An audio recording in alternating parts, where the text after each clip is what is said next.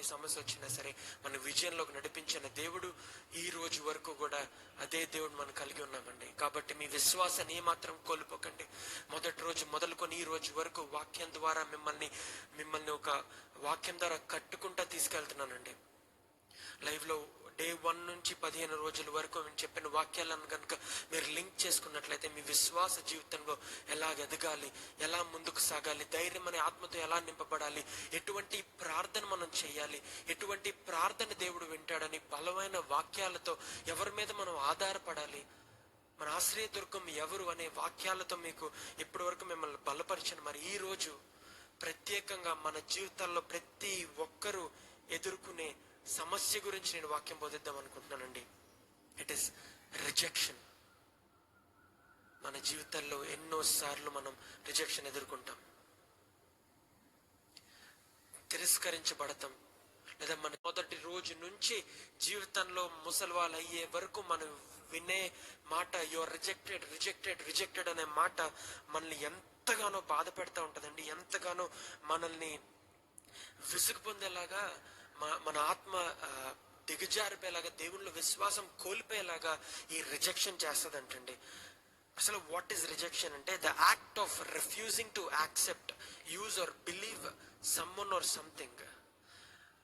Rejection అనేది ఒకరిని accept చేయడానికి కానీ, వాళ్ళని వాడుకోవడానికి కానీ, లేదా వాళ్ళ మీద విశ్వాసం ఉంచడానికి, వాళ్ళని నమ్మడానికి కూడా లేకుండా చేస్తుందంట. మనిషి మీద కానీ పరిస్థితుల మీద కానీ.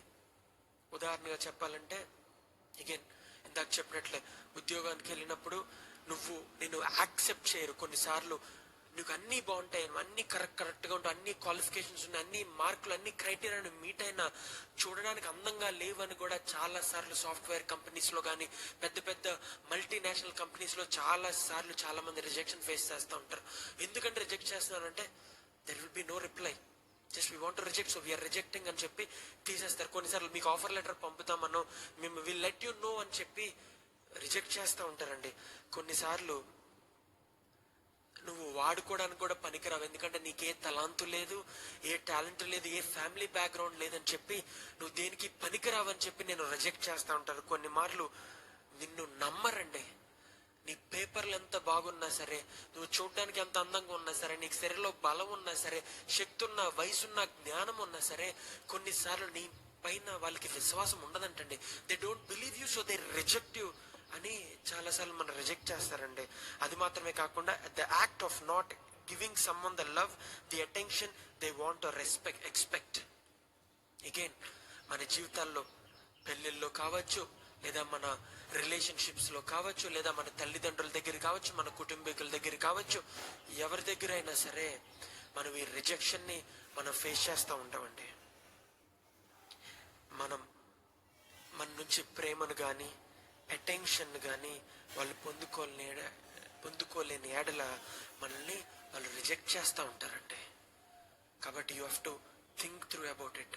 ఎన్ని విధాలుగా మనం రిజెక్ట్ చేయబడుతున్నాం, ఎన్ని విధాలుగా మనల్ని ఇబ్బంది పెడుతున్నాం, ఎన్ని విధాలుగా మన జీవితాల్లో మనం ఎదుర్కొనే వాటి నుంచి బయటకు రావడానికి మనం ఎక్కువ సార్లు we face rejection in our life. అలాగనే ఇలా అంటున్నాడండి, we get rejected something or someone we have been longing for. We get rejected by someone మనం ఎంతగానో ప్రేమించేవారు, వారి నుంచి మనం ప్రేమ కోరుకుంటూ ఉంటాం.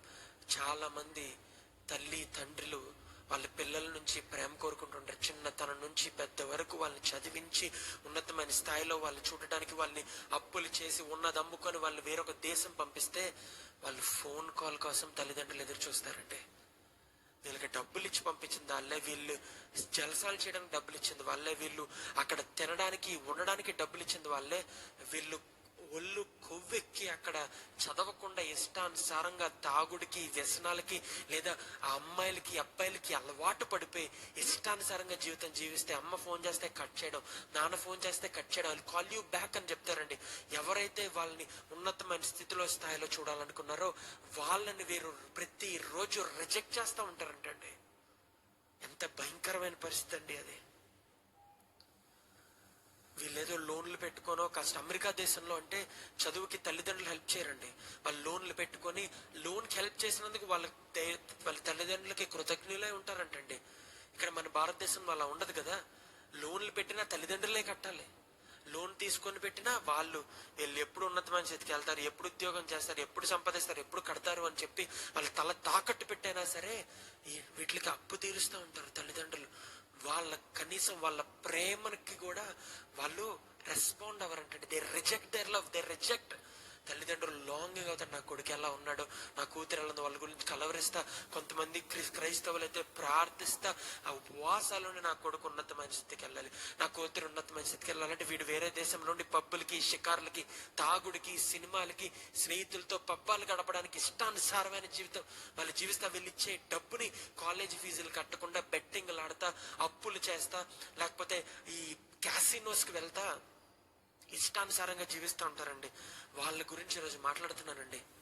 If you are not accepting your parents love, నీ తల్లిదండ్రుల ప్రేమను, వాళ్ళకి ఇవ్వవలసిన సమయాన్ని నువ్వు ఇవ్వలేకపోతున్నావా, ఇంకా దేవుడు కూడా నువ్వేమి ఇవ్వలేవు. నీ కళ్ళ ముందండే తల్లి అండ్ దానికి తగిన శాపం నీ జీవితంలో తగులుతుంది. You must reject the people who are taking you to those sinful places. పాపంలోకి నేను తీసుకెళ్లే వాళ్ళు నువ్వు రిజెక్ట్ చేయి, లేదా ఆల్కహాల్ నువ్వు రిజెక్ట్ చేయి, తాగుడు నువ్వు రిజెక్ట్ చేయి, డ్రగ్స్ నువ్వు రిజెక్ట్ చేయి, వ్యభిచారమైన సంబంధాలు రిజెక్ట్ చేయి, ఇల్లీగల్ రిలేషన్షిప్ రిజెక్ట్ చేయి. నువ్వు వెళ్ళిన పని ఏంటి, నువ్వు చేసే పని ఏంటి, దాని మీద నువ్వు శ్రద్ధ తీసుకొని నువ్వు కనుక ఉన్నట్లయితే నువ్వు ఉన్నతమైన స్థితికి వెళ్తావు. కానీ నిన్ను ప్రేమించే తల్లిదండ్రులు నీ కోసం వాళ్ళ తల తాకట్టు పెట్టైనా సరే నా కొడుకు ఉన్నతమైన స్థాయికి వెళ్ళాలి, నా కూతురు ఉన్నతమైన స్థాయికి వెళ్ళాలని కష్టపడి కాయ కష్టం చేసి పని చేస్తే రెక్కలు అలసిపోయేలా జీవితం ఊపిరి ఉన్నంత వరకు కష్టపడుతుంటే you don't even take their love, you don't even accept their call. ఒక్కసారి నువ్వు ఆలోచించమని నీతో నేను మాట్లాడుతున్నానండి. Think about it. Do not reject your parents love. Longing అంటండి. తర్వాత in real life many of us feel the sting of rejection and many things in our life. ఎన్నో పరిస్థితుల్లో మనం ఈ రిజెక్షన్ ని మనం ఎదుర్కొంటూ ఉంటామంటే. కొన్ని మనం మాట్లాడుకుందామండి. కొన్నిసార్లు ఉద్యోగాల్లో, కొన్నిసార్లు గవర్నమెంట్ చేత, కొన్నిసార్లు ఇంటర్వ్యూస్లో రిజెక్షన్ పొందుకుంటుంటాం. కానీ మనం గనక ఒకసారి సైకలాజికల్గా ఆలోచించినట్లయితే ఈ డాక్టర్స్, ఈ రీసెర్చ్ చేసే వాళ్ళు ఎంఆర్ఐ స్కాన్ కనుక తీసుకున్నట్లయితే ఏముంటుందంటే తెలుసా, ద పెయిన్ పాత్వేస్. మన ఎంఆర్ఐ స్కాన్ మన పాత్వేస్ ఎన్నో, ఆ స్కాన్లో ఎన్నో ఫ్రీక్వెన్సీస్ చూపిస్తూ ఉంటుంది. ముఖ్యంగా గాయం, పెయిన్, బాధ అనే పాత్వే చూపిస్తూ ఉంటుంది అంటండి. ఎంఆర్ఐ స్కాన్ లో ఏం తెలుస్తుంది తెలుసా, 2 విధాలైన పాత్వేస్ తెలుస్తాయి అంట. ఒకటి ఫిజికల్ పెయిన్, రెండోది ఎమోషనల్ పెయిన్ అంటండి. ఎంఆర్ఐ స్కాన్ తీసినప్పుడు నీ మెదడుకి ఆ 2 విధాలైన పాత్వేస్ ని దాన్ని క్లియర్ గా గమనిస్తూ ఉంటుందండి. అందుకని సైకాలజిస్టులు కానీ, లేకపోతే నీ బ్రెయిన్ గురించి స్టడీ చేసేవారు కానీ, న్యూరాలజిస్టులు కానీ న్యూరాలజిస్టులు ఆ రిపోర్ట్స్ చూసి నీ ఎమోషనల్ హెల్త్ బాలా, నీ ఎమోషనల్ బీయింగ్ బాలా, లేదా నీ ఫిజికల్ హెల్త్ బాలా, నీకు న్యూరల్ ఎండింగ్ డ్యామేజెస్ ఉన్నాయి, నీకు ఆరోగ్యం బాలేదని చెప్పి నిన్ను ఒక హాస్పిటల్కి, ఒక డాక్టర్కో లేదా వాళ్ళ దగ్గరే నిన్ను అడ్మిట్ చేసుకుంటారు. రెండవది ఫిజికల్ పెయిన్ అయితే. రెండవది ఎమోషనల్ పెయిన్ అయితే వాళ్ళు నీకు మెంటల్ హెల్త్ బాలా, నీకు డిప్రెషన్, యాంగ్జైటీ, లేనిపోని ఆలోచనలు, తప్పుడు విధానంలో ఆలోచిస్తున్నావు, నీకు ఎన్నో డ్యామేజెస్ ఉన్నాయి నీ బ్రెయిన్లో. ఎమోషనల్ డ్యామేజ్ వల్ల you go see psychologist, go see a psychiatrist, లేదా గో మీట్ ఏ కౌన్సిలర్ అని చెప్పి నీకు విధమైన డాక్టర్ల దగ్గరికి, కౌన్సిలర్ దగ్గరికి పంపించి నీకు మెంటల్ ట్రీట్మెంట్ ఇప్పిస్తూ ఉంటారంటండి. మనం ఆలోచించినట్లయితే ఈ ఫిజికల్ పెయిన్ కన్నా ఎమోషనల్ పెయిన్ మోర్ వివిడ్ గా కనబడుతూ ఉంటదంటండి. క్లియర్ గా చెప్పాలంటే, ఉదాహరణకి నా చేతికి మీకు కనబడుతుందండి, ఇక్కడ నాకు ఒక దెబ్బ తగిలింది. చిన్నతనంలో ఏ క్లాస్లో నేను పడ్డాను, ఏ వయసులో నేను పడ్డానో తెలియదు, కానీ సైకిల్ తొక్కుతా నేను పడ్డాను. అప్పుడు మా అక్కలు కూడా ఉన్నారు, నాకు వేగ్గా గుర్తుంది. మా ఇంటికి గేట్ దగ్గర ఒక రోడ్ ఏర్పరిచి ఉంటుందండి. దానికి పక్కన గట్టు ఉంటుంది, అంటే పక్కన మొక్కలు ఉంటాయి, మొక్కలకి రోడ్డుకి మధ్యలో నీళ్ళు వేస్తే రోడ్డు మీదకి రాకుండా గట్టు ఉంటుంది. ఆ గట్టు మీద సైకిల్ ఎక్కించి నేను తొక్కితే గట్టు సడన్ గా సైకిల్ స్లిప్ అయి నేను పడిపోతే నాకు ఇక్కడ దెబ్బ తగిలింది. గాయమైంది, కానీ నాకు ఏ సంవత్సరంలో జరిగింది, ఏ రోజు జరిగింది అంత క్లియర్ గా డీటెయిల్ గా గుర్తుంది. ఎందుకంటే ఆ రోజు ఎక్కువ మంది ఆ దెబ్బ తగలడం చూశారు. కాబట్టి they reminded me of it. కానీ అది ఏ రోజు, ఏ సంవత్సరంలో జరిగింది, ఎప్పుడు జరిగింది, లేకపోతే I don't even remember those details of it. నాకు డేట్ గుర్తులేదు, టైం గుర్తులేదు, ఈవినింగ్ మార్నింగ్ గుర్తులేదు, ఏమీ గుర్తులేదు. కానీ దెబ్బ ఎలా తగిలిందో వేగ్గా నాకు గుర్తుంది. కానీ ఎమోషనల్ డ్యామేజ్ మీకు గుర్తు చేయనా? ఒకవేళ మీకు బ్రేకప్ అయింది అనుకోండి, ఈ రోజును సెప్టెంబర్ 15th నాకు బ్రేకప్ అయింది, పలానా 12 గంటలకు నాకు బ్రేకప్ అయింది, ఆ రోజు అమ్మాయి నన్ను రిజెక్ట్ చేసిందని చెప్పి 10 సంవత్సరాల తర్వాతైనా మనకు గుర్తుంటది. లేదా నిన్ను ఎవరైనా నీ స్కూల్లోకి నువ్వు జాయిన్ అవడానికి వెళ్ళినప్పుడు, లేదా ఉద్యోగానికి వెళ్ళినప్పుడు నిన్ను చూసి నీ స్థాయి ఏంటని నిన్ను కించపరిచి నువ్వు ఉద్యోగానికి పనికిరావు, అసలు నువ్వు ఏ పనికి పనికిరావు అనే మాట నిన్ను అన్నారనుకోండి, you will remember the exact date, exact time. దాని గురించి నువ్వు కష్టపడి పనిచేసి ఎవరైతే నిన్ను అవమానించారో వాళ్ళ ముందే నిన్ను హెచ్చింప చేయాలి నా దేవుడు అని చెప్పి అది మర్చిపోకుండా ప్రతి దినము అవమానించిన చోటే నన్ను దేవుడు ఆశీర్వదిస్తాడనే విశ్వాసం నువ్వు ముందుకు సాగుతావు. You won't forget those emotional pains. లేదా నీ భార్య నీకు డైవర్స్ ఇచ్చి నేను అవమానించి అందరి ముందు నువ్వు దేనికి పనికిరావు అని చెప్పి వెళ్ళిపోతే you will never forget that emotional damage. లేదా నీ సొంత తల్లిదండ్రులను తిరస్కరిస్తే you will never forget that pain. చాలా తక్కువ మంది జీవితాల్లో తల్లి పిల్లల్ని విడిచిపెట్టిన సంఘటనలు ఉంటాయండి, చాలా తక్కువ. యూ కెనాట్, అంటే రెగ్యులర్గా అది జరగదండి. కానీ తల్లులు లేదా తండ్రులు కనుక తన సొంత పిల్లల్ని విడిచిపెడితే ఆ గాయం ఎప్పటికీ మర్చిపోలేరంట.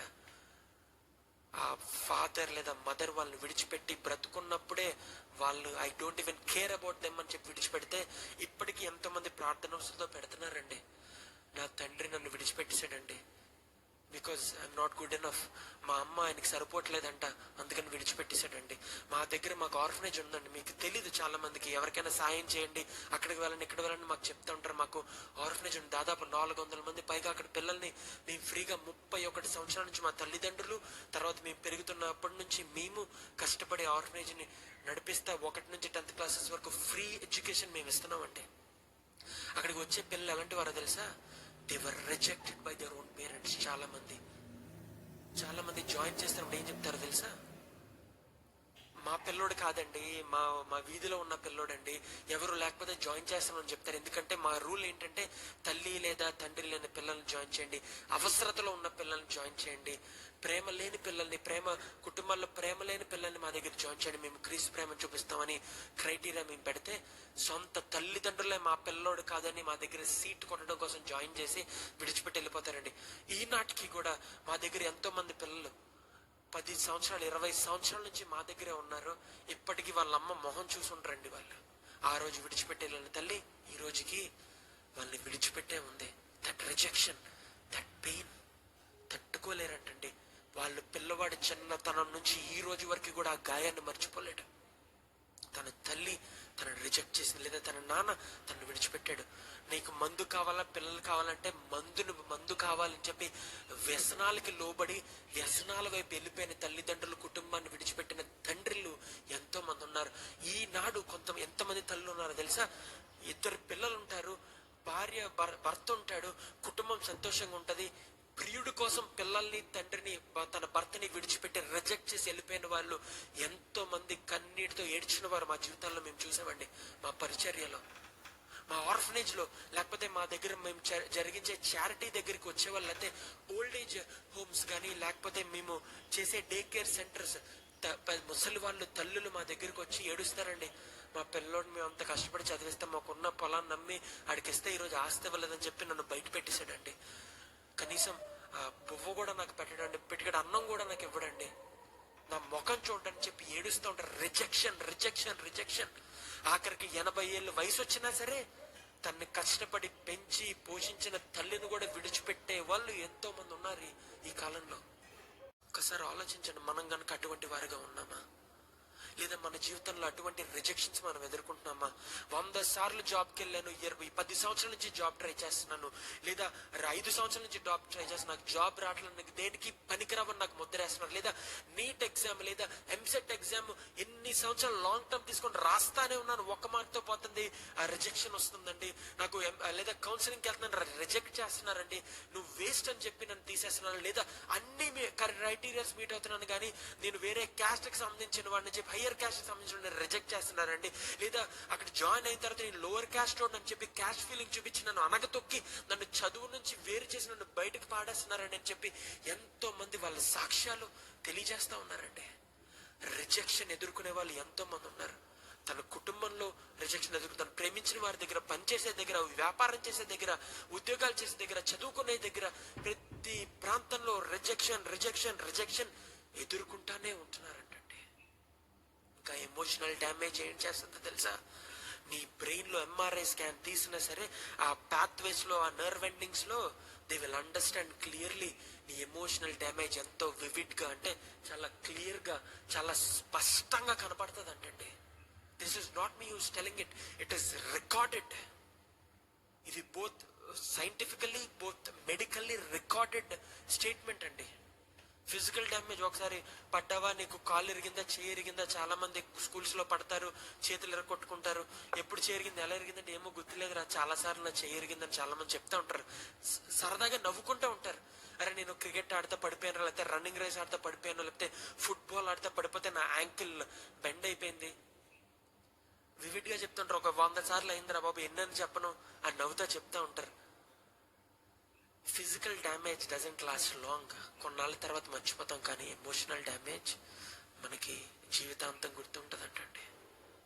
కాబట్టి ఒకవేళ మీరు అలా గాయపడి ఉన్నారా, ఒకవేళ మీ హృదయంలో ఎంతో వేదనతో, ఎంతో బాధతో మీరున్నారా, అయితే వాక్యం తెలియజేస్తుంది కదా, మీ దగ్గర బైబిల్ గ్రంథం ఉన్నట్లయితే కీర్తనలో 34వ కీర్తన.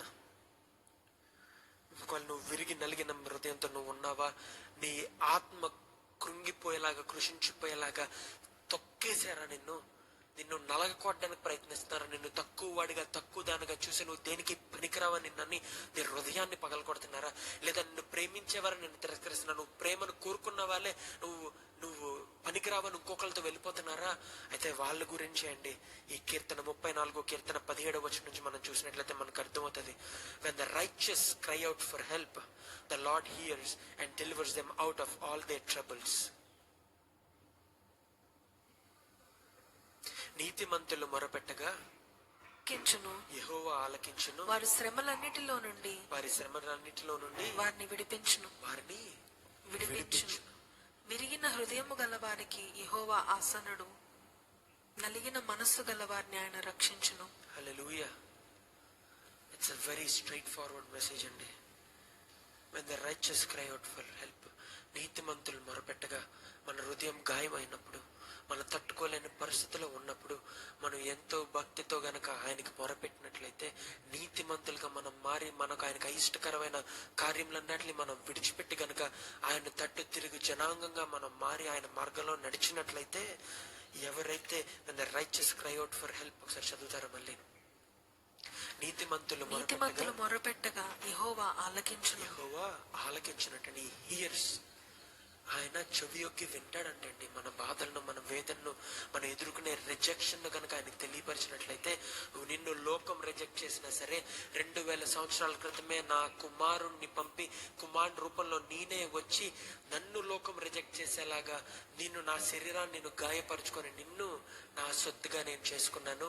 ఇంక నీకేం కావాలి, లోకం నిన్ను రిజెక్ట్ చేస్తుందా, but I'm there to accept you. నువ్వు ఉన్నట్లుగా నా దగ్గరకు రా, నేను యాక్సెప్ట్ చేస్తాను, నా ప్రేమను నీకు చూపిస్తానని చెప్పి ప్రభు వారు తెలియజేస్తున్నారంటండి. అలాగే కీర్తనకారుడు ఇలా అంటున్నాడు కదా, the lord is near to the broken hearted and he saves the crushed in spirit. విరిగిన హృదయము గలవారికి యెహోవా ఆసనుడు. విరిగిన హృదయం కలవారికి ఆయన ఆసనుడు అంటండి. Is close to the broken heart. ఈ రోజు నువ్వు విరిగి నలిగిన హృదయంతో నువ్వు ఉన్నావా, అయితే ప్రభు తెలియజేస్తున్నాడు కదా, నేను నీకు సమీపంగా ఉన్నాను, నేను నీకు ఆశ్రయదుర్గంగా నేనున్నాను, నీ దగ్గరగా నేనున్నాను, నీ కొండను, నీ కోటను నేనే అని నీకు ధైర్యంను, బలమును ఈ వాక్యం ద్వారా, నీ వాగ్దానం ద్వారా నీకు అందజేస్తున్నాడు అంటండి. ఆ తర్వాత వాక్యంలో ఇలా రాయబడి ఉంది, save the crushed in spirit అంటండి. నలిగిన మనస్సు గల వారిని ఆయన రక్షించును. హల్లెలూయా. ఆయన వాగ్దానం కేవలం దగ్గరగా ఉంటాను, నీ మొరను ఆలకిస్తానని మాత్రమే కాదు, కానీ నలిగిన మనసు వారిని నేను రక్షిస్తాను అని ప్రభు వారు సెలవిస్తున్నాడు. I'm the one who saves you, I'm the one who accepts you. నిన్ను రక్షిస్తాను, నిన్ను యాక్సెప్ట్ చేస్తాను, నిన్ను అంగీకరిస్తాను. ఎక్కడైతే నువ్వు తిరస్కరించబడ్డావో అదే చోట్న నిన్ను అంగీకరించేలాగా ఉన్నతమైన స్థాయికి నిన్ను హెచ్చిస్తాను అని ప్రభు వారు తెలియజేస్తున్నారండి. లోకం నిన్ను తగ్గిస్తుందా? అయితే నిన్ను హెచ్చిస్తాను. నువ్వు తగ్గించుకుంటున్నావా? ఎక్కడైతే నువ్వు తగ్గించుకుంటున్నావో అదే ప్రాంతంలో నిన్ను హెచ్చిస్తానని ప్రభు వారు నీకు వాగ్దానం చేస్తున్నారండి. ఎప్పుడు ఆ విషయాన్ని మనం మర్చిపోకూడదంటండి. హల్లెలూయా. అలాగనే మొదటి పేతురు 2:4 ఒకసారి చూద్దాం. 1 Peter. మనుషుల చేత విసర్జింపబడినను దేవుని దృష్టికి ఏర్పరచబడినదియు అమూల్యమును సజీవమునైన రాయగు ప్రభువునొద్దకు వచ్చిన వారే. As you come to him, a living stone rejected by men, but the sight of God, chosen and precious. Can you read that once again? మనుషుల చేత విసర్జింపబడినను, మనుషుల చేత రిజెక్ట్ చేయబడిన, దేవుని దృష్టికి ఏర్పరచబడినదియు అమూల్యమును హల్లెలూయా సజీవమునైన రాయగు ప్రభువునొద్దకు. You are the cornerstone. నిన్ను ఒక మామూలు రాయిగా తీసి పడేస్తున్నారా? పనికి రాని రాయిగా నిన్ను కట్టడంలో తీసి పడేస్తున్నారా? కానీ ప్రభు వారికి నువ్వు కార్నర్ స్టోన్ గా. Read it in Telugu once again. మనుషుల చేత విసర్జింపబడినను దేవుని దృష్టికి ఏర్పరచబడినదియు అమూల్యమును సజీవమునైన రాయియగు ప్రభువునొద్దకు వచ్చిన వారే. హల్లెలూయా. You will be like that cornerstone. ఇంకొక వాక్యం మనం చూద్దామా? మీరు బైబిల్ గ్రంథంలోట్లయితే ఈ వాక్యానికి ఎందుకని ఈ వాక్యం అక్కడ తెలియజేశారు? అది కీర్తనలో 118వ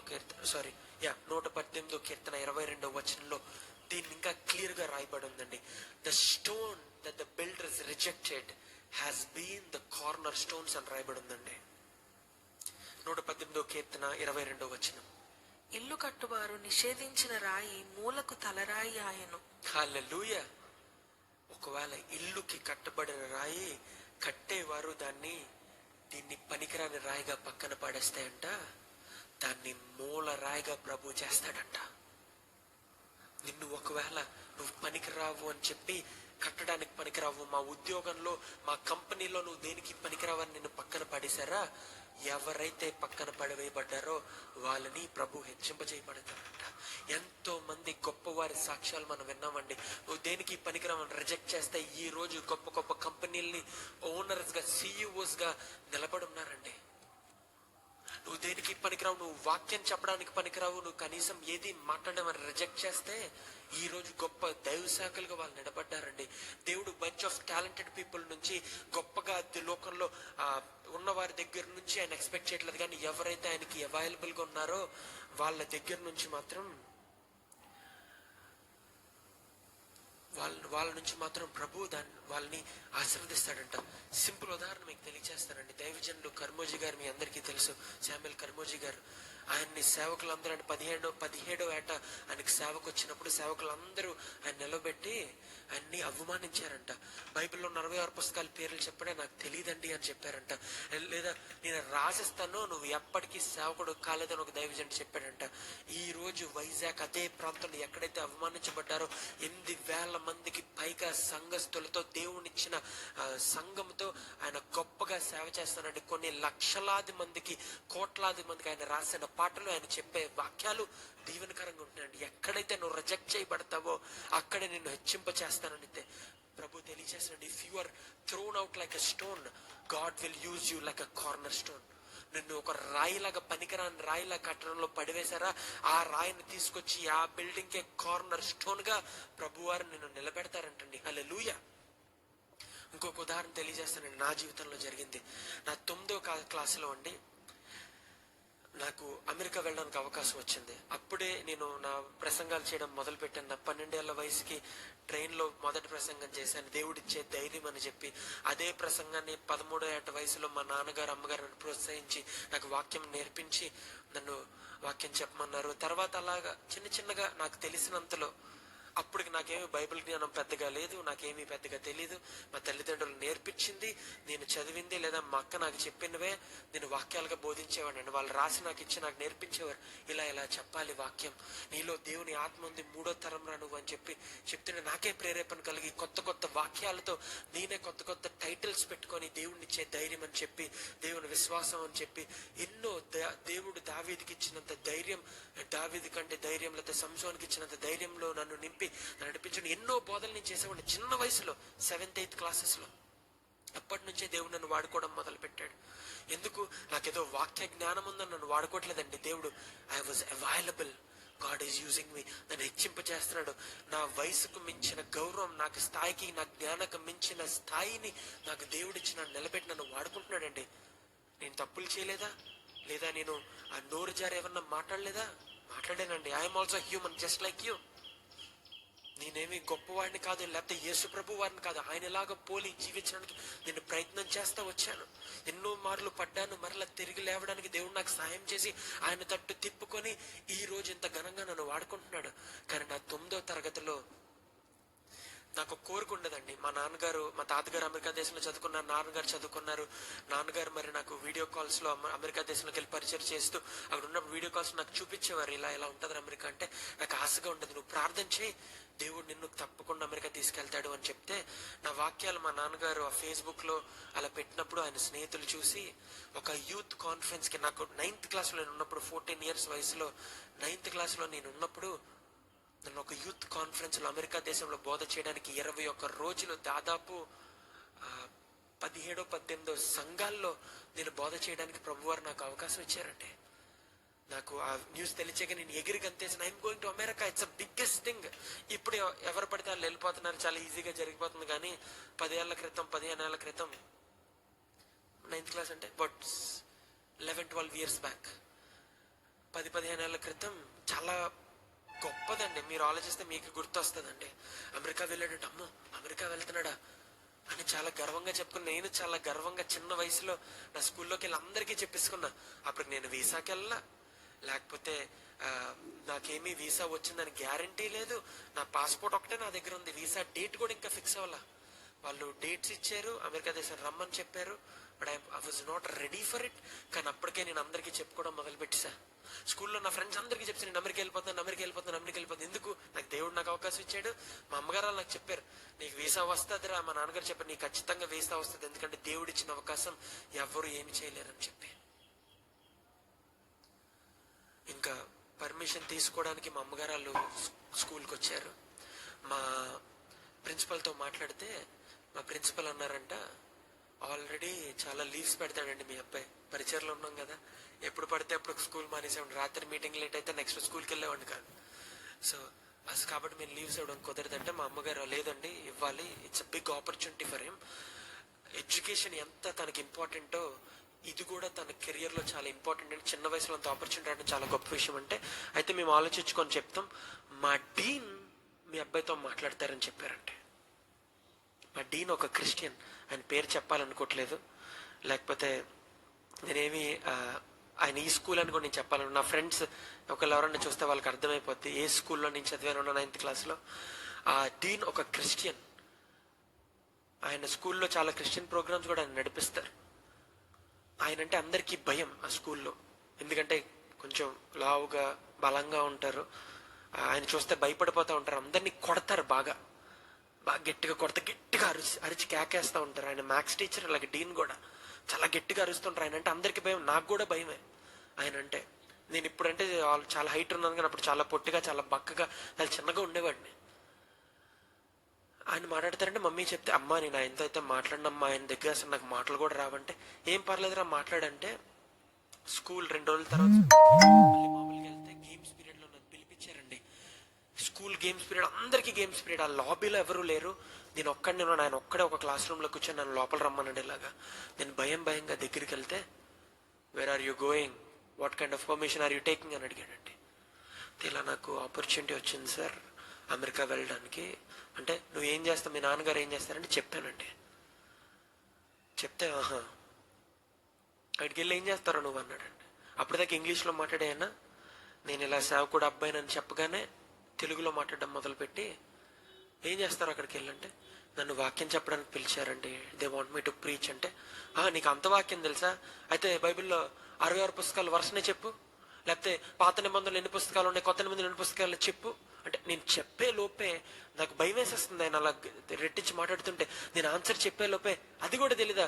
బైబిల్లో అన్నట్లుగా పెద్ద వాక్యం ఏంటో చెప్పు, కీర్తన అనడం అది కూడా తెలీదా? చిన్న వాక్యం ఏంటో చెప్పు, బైబిల్లో అందరికన్నా ఎక్కువ సంవత్సరాలు ఎవరు బతికారో చెప్పు అని టకా నన్ను ప్రశ్న వేస్తే నాకు కల్లో నీళ్ళు తిరిగిపోతున్నాయి, భయం వేసేస్తుంది. నేను చెప్తున్నా, నీకు ఏమీ రాదు, నీకు వేసా కూడా రాదు, పో అని చెప్పాడండి. నేను పర్మిషన్ ఇస్తాను కానీ నువ్వు వెళ్ళరా అని చెప్పి పంపించాడండి. ఈ రోజుకి నేను మర్చిపోలేను ఆ బాధనే. ఆ తర్వాత అదే భయంతో ఇంటికి వెళ్ళాను. కానీ ఇంటికి వెళ్ళి సార్ నన్ను ఇలా బైబిల్ నుంచి క్వశ్చన్స్ అడిగారు, నేను ఆన్సర్ చెప్పలేకపోయానంటే మా అమ్మ నాన్న ఏమనుకుంటారు, వాళ్ళకు కూడా నేను చెప్పలా. నాకు చాలా భయం వేసేసింది. ఒకవేళ నాకు వాక్యం కూడా చెప్పడం రాదు అని చెప్పి ఆడ అడిగిన ఆన్సర్స్ కొన్నట్లకి నాకు జవాబు తెలియదు. నిజంగానే నాకు 9వ క్లాస్లో 14 ఏళ్ళ వయసుకి నాకు బైబిల్ జ్ఞానం ఏముంటది, అందులో అంత భయపెట్టి మాట్లాడితే ఏం చెప్పగలను? అప్పుడు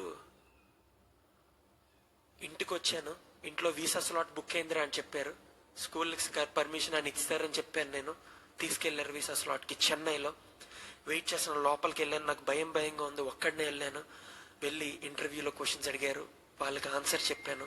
నాకు వీసా వచ్చింది. బయటికి రాగానే అమ్మ నాకు వీసా వచ్చిందని చెప్పగానే చాలా ఆనందపడ్డారు. మళ్ళీ తిరిగి నేను స్కూల్కి కూడా వెళ్ళాల.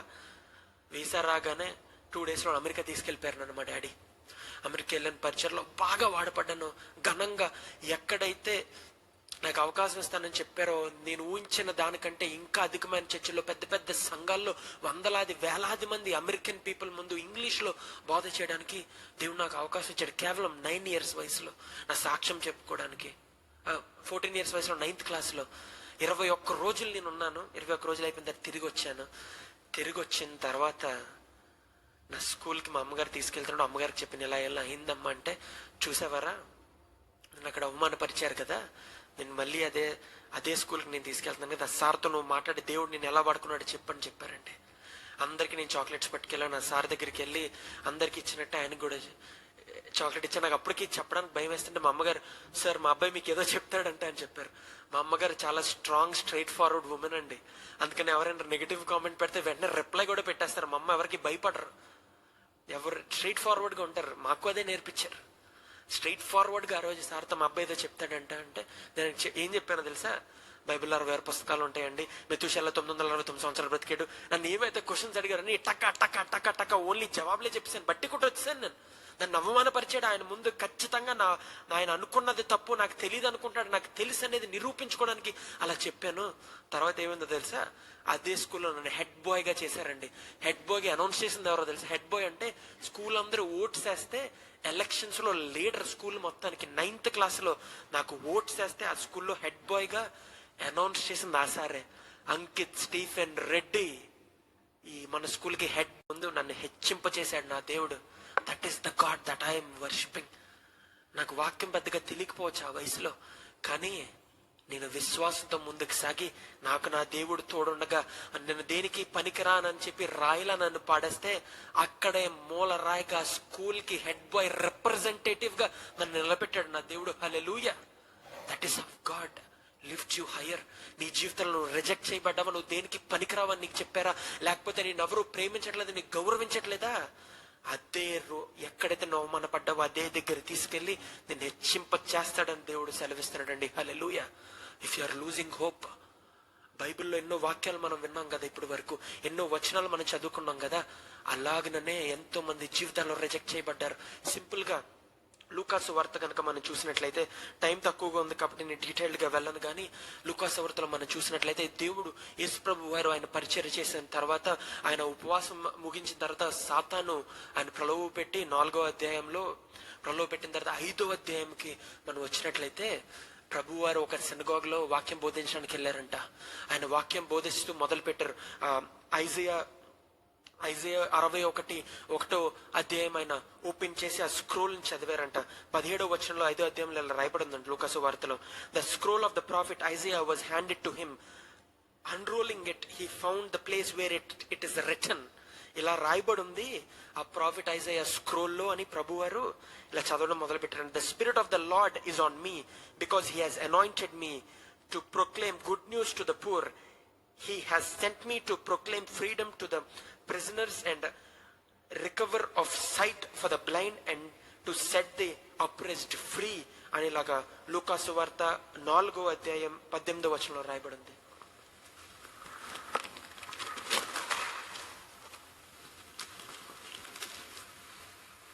ప్రభు ఆత్మ నా మీద ఉన్నది, బీదలకు సువార్త ప్రకటించుటకై ఆయన నన్ను అభిషేకించను, చెరలోనున్న వారికి విడుదలను, గుడ్డివారికి చూపును కలుగునని ప్రకటించుటకును, నలిగిన వారిని విడిపించుటకును, ప్రభు హితవత్సరము ప్రకటించుటకును ఆయన నన్ను పంపి ఉన్నాడు అని వ్రాయబడిన చోటు ఆయనకు దొరికెను. అప్పుడు ప్రభువారంట ఆ వాగ్దానమును వాళ్ళందరికీ గుర్తు చేసి, ఆ ప్రవచనను వాళ్ళందరికీ గుర్తు చేసి ప్రభువారు ఏమన్నారో తెలుసా? 21వ వచనం ఒకసారి చదువుదామండి. You will understand. అక్కడ ఎంతో మంది కనుదృష్టులు అంతా ఈయన ఏం చెప్తాడో చూద్దాం. ఎందుకంటే he was a new teacher. అప్పటికే సమాజ మందిరంలో ఉన్న వారందరూ ఆయనను తేరి చూడగా ఆయన నేడు మీ వినికిడిలో ఈ లేఖనము నెరవేరినదని వారితో చెప్పసాగాను. ప్రభు వారు అంటున్నారంట, ఇప్పుడు ఈ వాక్యము నెరవేరింది, ఈ ప్రవచనము ఈ రోజు నెరవేరింది అని ఆయన మాట చెప్పగానే వాళ్ళందరూ హ్యాపీ అయిపోతున్నారంట. ఎందుకంటే ప్రభువారు అప్పటికి ఆయనే ఆ ప్రవచనాన్ని నెరవేరు పని ఇంకా చెప్పలా, ఆ ప్రవచనం నెరవేరింది అనే చెప్పారు. దానికి ఆ తర్వాత ఏమంటున్నారంటే, all spoke well of him and were amazed at the gracious words that came from his lips అంటండి. 22వ అప్పుడు అందరూ ఆయన గూర్చి సాక్ష్యం ఇచ్చుచు ఆయన నోట నుండి వచ్చిన దయగల మాటలకు ఆశ్చర్యపడి ఈయన యోసేపు కుమారుడు కాడా అని చెప్పుకొనుచుండగా వాళ్ళు ఆశ్చర్యపోయి, కొంతమంది దే వర్ అమేజ్డ్ అండ్ అంత బాగా చెప్తున్నాడు కొంతమంది అంటున్నారు. కొంతమంది అంటున్నారంట, ఏంటి ఈయన ఈ వడ్లవాన్ కుమారుడు కాదా, యోసేపు కొడుకు కాదా? యోసేపు కొడుకు ఈరోజు పాస్టర్ అయిపోయాడు. ఈరోజు చాలా మాటలు వింటూ ఉంటామండి. చాలా మంది సేవలోకి వస్తే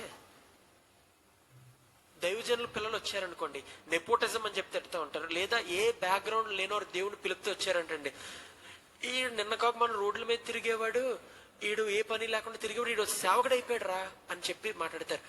మనకి దేవుని సేవకుల కుటుంబం నుంచి వచ్చినా తప్పే, దేవుని సేవ బ్యాక్గ్రౌండ్ లేకుండా వచ్చినా తప్పే, అసలు దేవుని సేవ చేసినా తప్పే, మాట్లాడినా తప్పే, తుమ్మినా తప్పే, దగ్గినా తప్పే. ఇంకా ఏం చెయ్యాలి?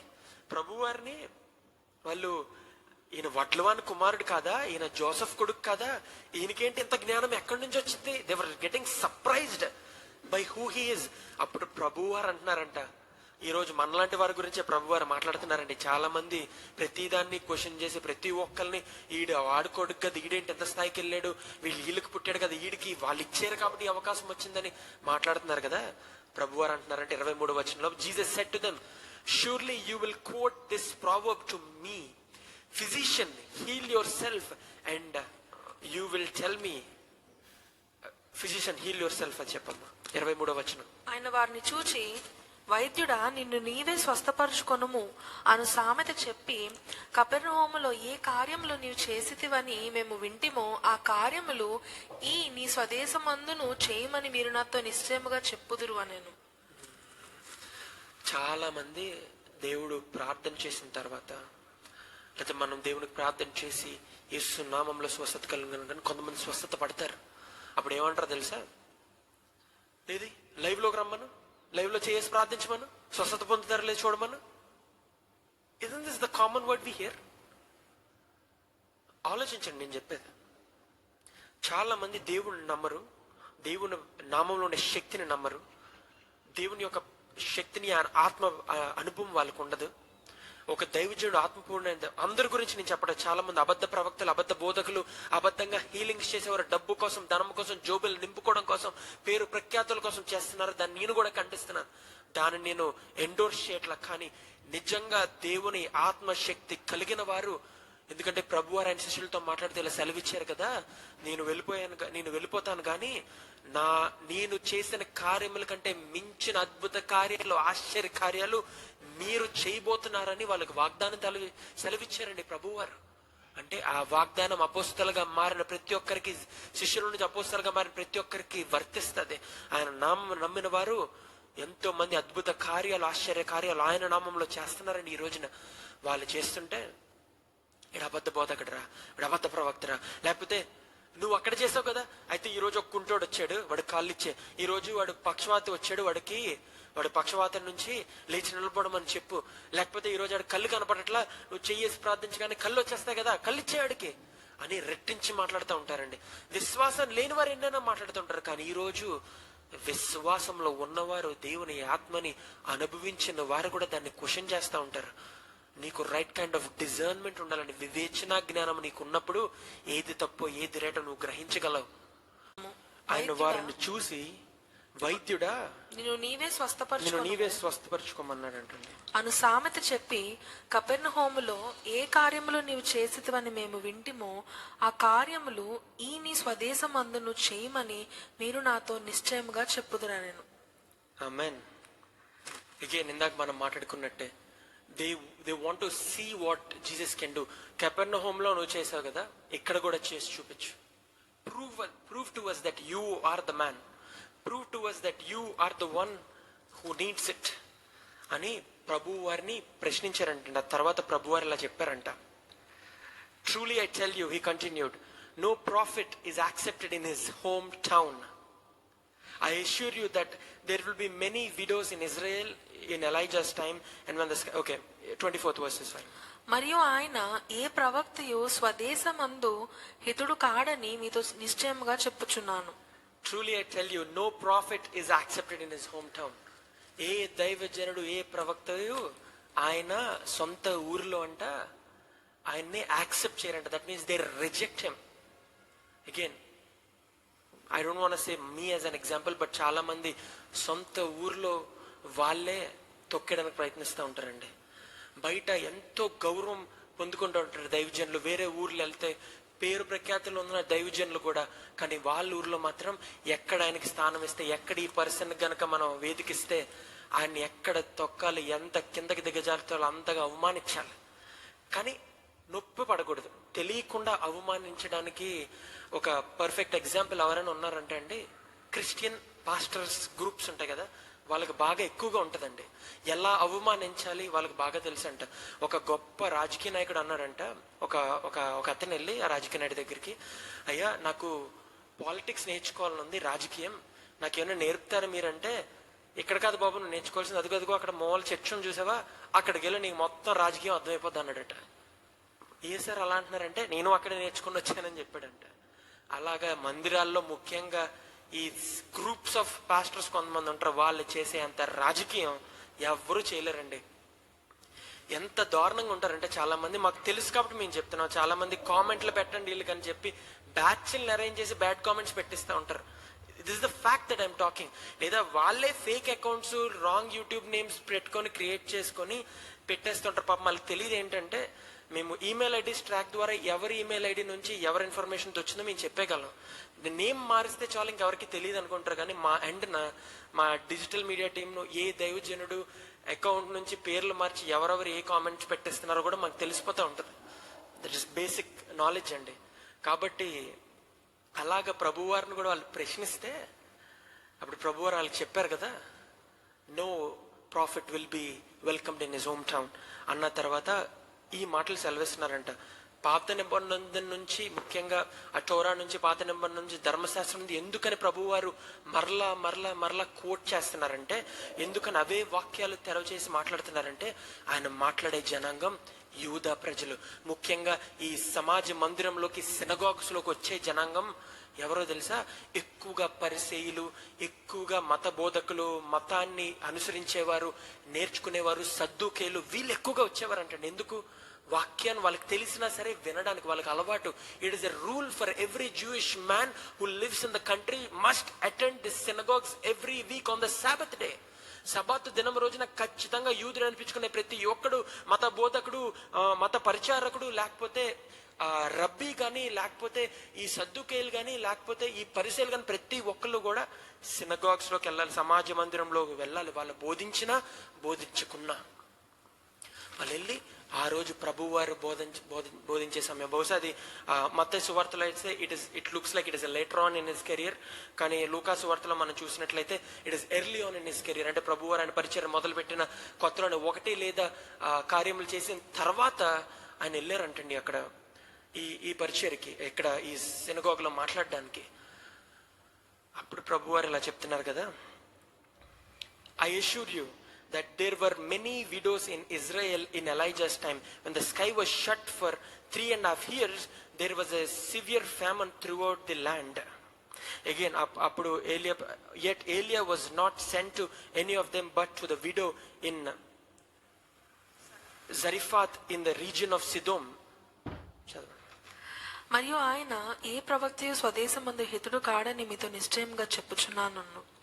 ఏలియా దినములందు 3 ఏండ్ల 6 నెలలు ఆకాశము మూయబడి దేశమందంతటను గొప్ప కరువు సంభవించినప్పుడు ఇజ్రాయేలులో అనేక మంది విధవరాండ్రుండినను ఏలియా సీదోనులోని సారేపతు అనే ఊరిలో ఉన్న ఒక విధవరాలి యొద్దకే గాని మరి ఎవరి యొద్దకును పంపబడలేదు. Praise God. అక్కడ ఏం గుర్తు చేస్తున్నారు తెలుసా? 3.5 సంవత్సరాలు ద స్కైస్ వర్ షట్. వాళ్ళు ఏ దేవుని వాక్యం వాళ్ళు వినట్లేదు, లేకపోతే అద్భుతాలు వాళ్ళకి జరగట్ల.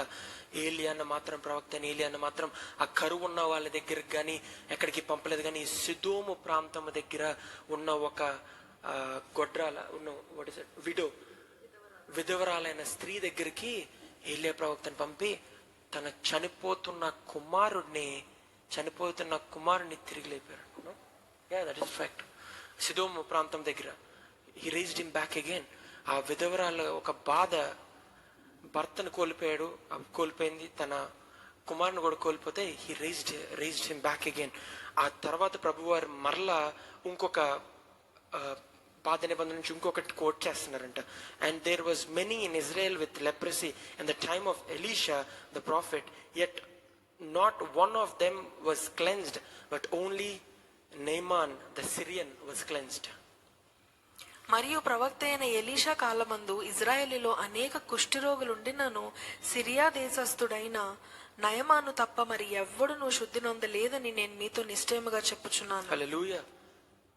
క్లియర్ గా మనకు అర్థమైనట్లయితే we all know Naaman Elisha కార్యం. నయమాన్ ఎలీషా మాట విన్నాడు, యోగ్దాన్లో మునిగి లేచాడు. We know that. అద్భుత కార్యం తెలుసు. కానీ ఎందుకని ఈ ప్రవక్తని ఆ మనుషుడి దగ్గరికి వెళ్ళమన్నాడు?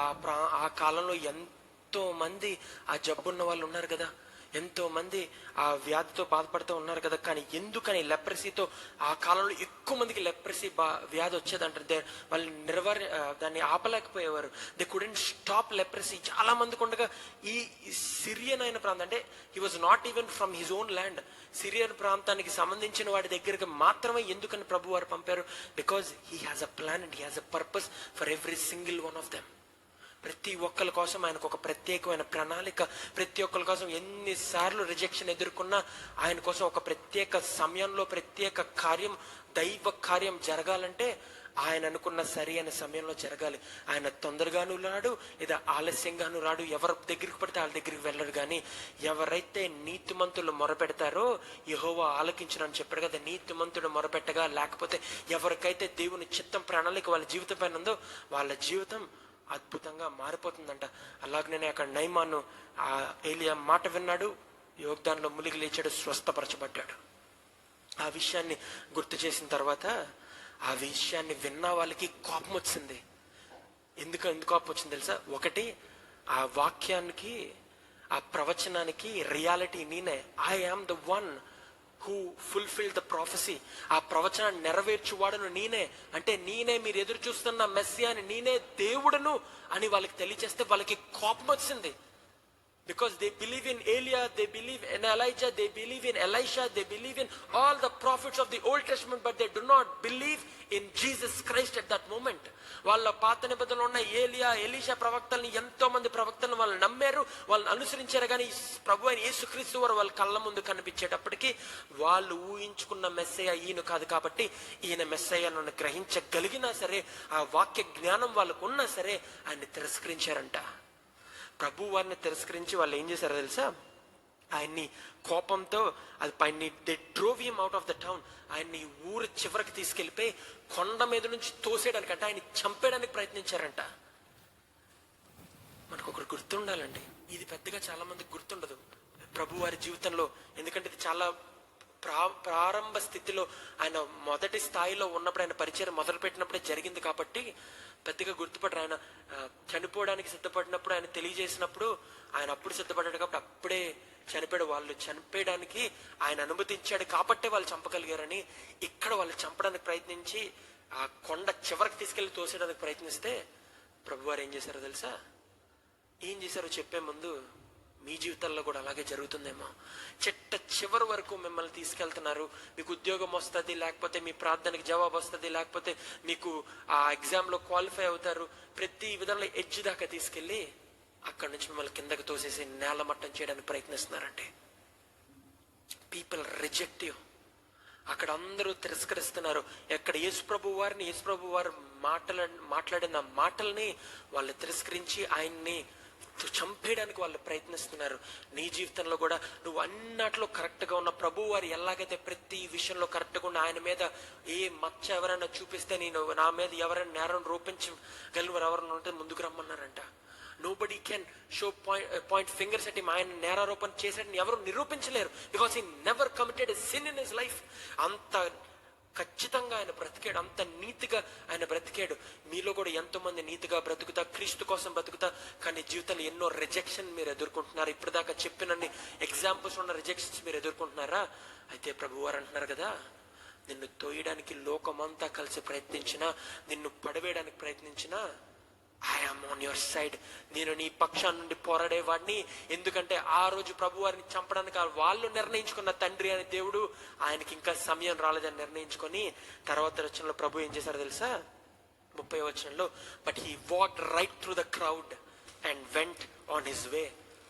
అయితే ఆయన వారి మధ్య నుండి దాటి తన మార్గమున వెళ్ళిపోయాను. హల్లెలూయా. ఆయన చంపడానికి వెళ్ళే మనుషులు ఆయన తొయ్యడానికి అక్కడ సిద్ధపడి తోస్తుండగా ఆయన నిటారుగా నిలబడి వాళ్ళ మధ్యలోంచి నడుచుకెళ్ళిపోయారంటే హీ వాక్డ్ అవే అనకూడదు, కానీ వాట్ థగ్ లైఫ్ అండి. మనం మీమ్స్ లో వాడుతూ ఉంటాం కదా, ఎలివేషన్ అంటారండి దాన్ని. నన్ను చంపడానికి అంతమంది నన్ను తోయడానికి వచ్చినా వాళ్ళ కళ్ళ ముందే వాళ్ళు ఏ ఆయుధాలు నా మీద రూపించినా సరే, ఏ ఆయుధము నా మీద వర్తిల్లదు. ఎందుకంటే నేను దైవ కుమారుడను, క్రీస్తు యేసు ప్రభువు అనే విషయాన్ని వాళ్ళకి ధైర్యంగా చెప్పాను కాబట్టి నేను నడుచుకెళ్తానని ప్రభువారు వాళ్ళ కళ్ళ ముందే నడుచుకు వెళ్ళారంటండి. హల్లెలూయా.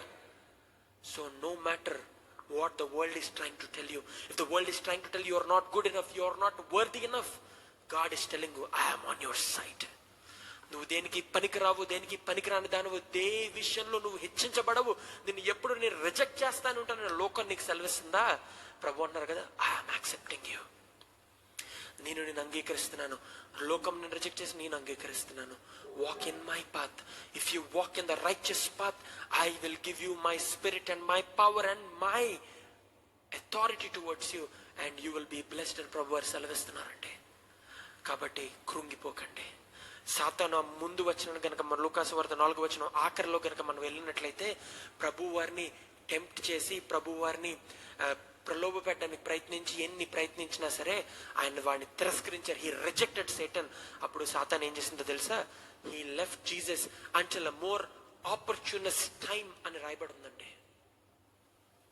సరి అయిన సమయం కొరకు వాడు ఎదురు చూస్తూ ఉంటాడంట. ఒకవేళ నీ రిజెక్షన్స్ కానీ, లేకపోతే నువ్వు పాపం నుంచి కానీ పడటానికి, లేకపోతే నువ్వు ఎదుర్కొనే రకరకాలుగా నువ్వు చేసే పాపాలంటే ఆల్కహాల్ కానీ, సిగరెట్స్ కానీ, బూతు మాటలు కానీ, భక్తిహీనత కానీ, ఇవన్నీ చేసేవి స్మాల్ ఆపర్చునిటీస్. దాని నుంచి నీ భక్తుల నుంచి తిరస్కరించడానికి ఎన్నో మార్లు ప్రయత్నిస్తూ ఉంటాడు. ఒకవేళ షార్ట్ టర్మ్ గా ఆడి సక్సెస్ అవ్వలేకపోయాడా, నువ్వు విశ్వాసంలో బలంగా ఉన్నావా, నిన్ను ఎక్కడ కొట్టాలో అక్కడ కొట్టడానికి ఒక లాంగ్ టర్మ్ గోల్ ప్లాన్ చేసుకుంటాడంటండి. ప్రభు వారిని టెంప్ట్ చేశాడు, ఆయన పడిపోలా. ఆ తర్వాత 100 సార్లు ప్రయత్నిస్తానే ఉన్నాడు. ఎన్నిసార్లు పరిసయ్యుల ద్వారా, సద్దుకాయల ద్వారా వాక్యాన్ని ఆయన కోట్ చేస్తా, ఆయన్ని అబద్ధ బోధకుడని ప్రవచనాలు చెప్పించినా సరే, వాక్యాలు కోట్ చేసినా సరే దానికి దేనికి బెదరకుండా ఆయన ముందుకు సాగారంట. ఈ రోజు క్రైస్తవ ప్రపంచం ఆ దేవుడు నీతో మాట్లాడుతున్నాడు. నువ్వు గనక వేరొక బోధకుడిని కానీ వేరొక సేవ చేసే వాళ్ళ మీద దుమ్ము ధూళి వేయడానికి వాళ్ళు దేనికి పనికిరారని నువ్వు అంటున్నావా? ప్రభు వాళ్ళని ఎందుకు ఎంచుకున్నాడో నువ్వు ఒకసారి గ్రహించగలగాలి. సాతాను నువ్వు ఎంత భక్తిగా ఉన్నా సరే నిన్ను కూడా వాడుకొని దేవుని వాక్యం చేతే ప్రశ్నించి వేరొకరిని తొక్కడానికి, వేరొకరిని కించపరచడానికి, వేరొకరిని కింద పడేయడానికి ప్రయత్నిస్తూ ఉంటాడు. కానీ దానికి నువ్వు దేనికి లొంగకుండా దేవుని ఆత్మ చెప్పు మాటలను చెవుగలగారు వినుడుగాక అన్నట్లు ఆయన వాక్యం వింట వాక్యానుసారం కనుక జీవించినట్లయితే సాతాను ఎన్ని ప్లాన్స్, ఎన్ని తంత్రాలు, ఎన్ని కుతంత్రాలు వాడు వేసినా సరే వాడు రూపించిన ఏ ఆయుధము వర్ధిల్లదు. ఎందుకంటే దేవుడు నీ పక్షా నుండి పోరాడి నిన్ను ఎవరైతే రిజెక్ట్ చేస్తున్నారో వాళ్ళ దగ్గరే నిన్ను అంగీకరించే స్థాయికి, నువ్వు వాళ్ళని రిజెక్ట్ చేసే స్థాయికి నిన్ను తీసుకెళ్ళబోతున్నాడు దేవుడు. హల్లెలూయా. కాబట్టి ఈ వాక్యాన్ని గనుక దేవుడు మీతో మాట్లాడినట్లయితే కళ్ళు వంచుతారా? మీ గురించి నేను ప్రార్థిస్తాను. మహాపరిశుద్ధుడా, ప్రేమగల తండ్రి, నీకెన్నో వేలాది వందనాలు, స్తుతులు, స్తోత్రాలు చెల్లిస్తున్నాను నాయన. ఈ రిజెక్షన్ మా జీవితాల్లో ఎన్నో సార్లు, ఎన్నో మార్లు మేము ఎదుర్కొంటున్నాం నాయన. కానీ ఈ రిజెక్షన్ మేము దాటుకొని విశ్వాసంతో మేము ముందుకు సాగడానికి మాకు బలాన్ని, శక్తిని, ధైర్యంను మాకు నింపిన ఆయన ప్రభా. ముఖ్యంగా ఏ సాతాను శోధనలు మా దగ్గరికి రాకుండా మమ్మల్ని కాపాడు. ఏ ఆయుధము నా పైన రూపించబడకుండా నువ్వు నన్ను కాపాడుతావనే వాగ్దానం మాకు బయలువెళ్ళ చేసి మమ్మల్ని బ్రతికించి, మమ్మల్ని రక్షించి, మమ్మల్ని ఉన్నతమైన స్థాయికి నువ్వు తీసుకెళ్ళమని నేను వేడుకుంటున్నాను నాయన ప్రభా. ఎక్కడైతే అవమానపడ్డామో అదే ప్లేస్లో, ఎక్కడైతే మేము తగ్గించబడ్డామో అక్కడ మమ్మల్ని హెచ్చింప చేయమని నేను వేడుకుంటున్నాను నాయన ప్రభా. ఉద్యోగం లేని వారికి ఉద్యోగం దయచే, ఆ పిల్లలు లేని వారికి పిల్లల్ని దయచే, వ్యాపారంలో ఆ నష్టాల్లో ఉన్న వారికి ఆశీర్వాదాలను కుమ్మరించిన ప్రభావ.